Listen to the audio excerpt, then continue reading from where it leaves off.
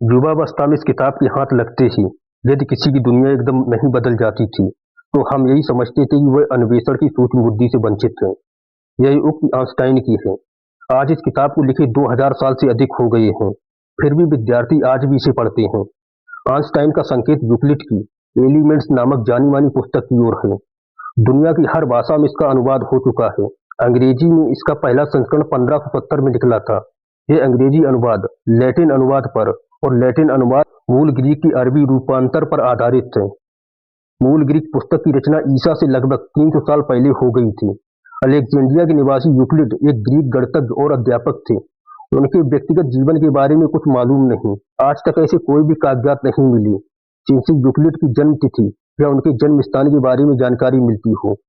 हम इतना जानते हैं कि वे अलेक्जेंड्रिया के राजकीय विद्यालय में गणित के अध्यापक थे और उनकी लिखी पुस्तक की जितनी प्रतियां आज तक बिक चुकी हैं, उतनी शायद बाइबिल को छोड़कर किसी दूसरी पुस्तक की नहीं बिकी।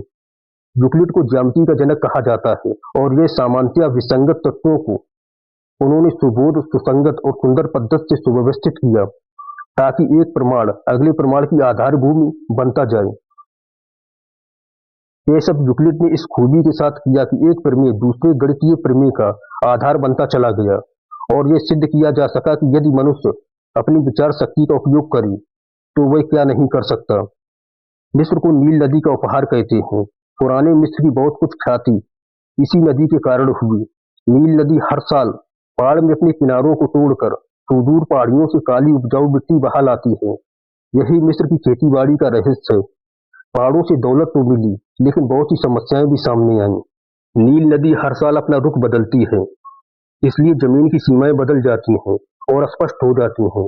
जमीन का कर वसूल करना कठिन होता है, क्योंकि हर आदमी के हक में आने वाली जमीन की सीमा निश्चित नहीं होती। कर लगाने के लिए यह बात जरूरी होती है। ज्यामिति शब्द का मूल अर्थ है जमीन मापना। जमीन मापने के लिए ही ज्यामिति का विकास हुआ। जान पड़ता है कि मिस्र वासियों ने ज्यामिति के सैद्धांतिक पक्ष पर विशेष ध्यान नहीं दिया। हालांकि कई वर्षों से वे उन्हीं सिद्धांतों पर अमल कर रहे थे और अपना काम अच्छी तरह चला रहे थे। ज्यामिति संबंधी उनके ज्ञान में त्रुटियां भी थीं। असल में जमीन को छोटे छोटे त्रिभुजाकार टुकड़ों में बांटा जाता था। फल यह होता था कि कितने ही छोटे छोटे जमींदार हर साल सरकारी खजाने में कुछ ज्यादा ही रकम देते थे।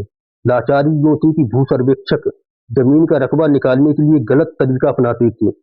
मिस्रवासी भू सर्वेक्षण यंत्र के बिना ही समकोण बना लेते थे। हम खेल के मैदान बनाने या खेत पर मचान की नींव डालते समय आज भी वैसा ही करते हैं। समकोण बनाने के लिए एक रस्से के बने त्रिभुज को काम में लाते थे। इसकी भुजाएं क्रमशः 3:4:5 के प्रारूप में होती थी। जब इस रस्से को किनारों की गांठों के सहारे ताना जाता था, तो 3:4 की लंबाई के बीच बना कोण समकोण बन जाता है। इसलिए मिस्र के भू सर्वेक्षकों को रास्ता तानने वाला कहा जाता था। ग्रीक गणितज्ञ थेल्स ने जब मिस्र वासियों के इन ज्यामितीय नियमों के बारे में सुना, तो उन्हें आश्चर्य हुआ कि उनका प्रयोग इतना सही कैसे उतरता है। ज्यामिति को विज्ञान के रूप में विकसित करने के लिए यही जिज्ञासा पहला कदम सिद्ध हुई। अपनी जिज्ञासा के समाधान के लिए थेल्स ने यह नियम बनाया कि किसी भी सिद्धांत के निष्कर्ष तक पहुंचने के लिए ज्ञात तथ्यों को ही आधार मानना चाहिए और जहां तक हो सके इन्हीं के सहारे अपनी चिंतन प्रक्रिया को आगे बढ़ाना चाहिए। थेल्स जानते थे कि ज्यामिति एक व्यवहारिक विज्ञान है। इसका उपयोग नौचालन और ज्योतिर्विज्ञान में उसी तरह किया जा सकता है जिस तरह जमीन नापने या पिरामिड बनाने में। ज्यामिति के विकास में अगला कदम पाइथागोरस और उनके शिष्यों ने उठाया। उन्होंने ज्यामिति को इसके व्यवहारिक पक्ष से अलग कर लिया। वे ज्यामिति तत्वों के तर्कपूर्ण प्रमाण को खोजने में ही लगी रही।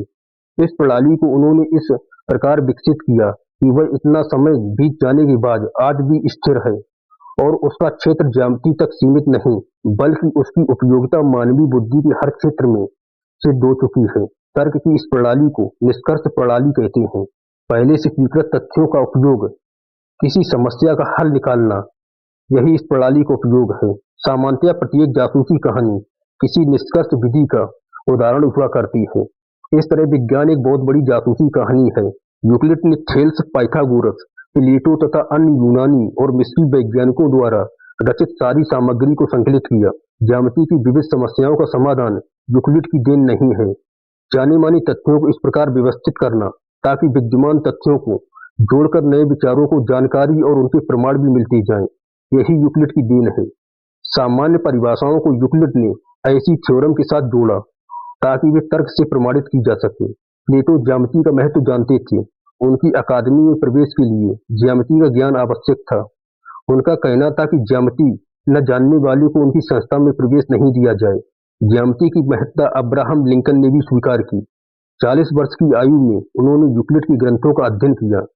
यह अध्ययन गणित की जानकारी के लिए नहीं था, बल्कि तर्क में दक्षता प्राप्त करने के लिए होता था। यांत्रिकी, ध्वनि विज्ञान, प्रकाश विज्ञान, नौचालन, परमाणु विज्ञान, जीव विज्ञान और चिकित्सा विज्ञान और उद्योग की समस्त शाखाओं का अध्ययन यूक्लिड के निष्कर्ष पर आधारित है और विज्ञान के नए अन्वेषण भी इसी तर्क प्रणाली पर आश्रित रहेंगे।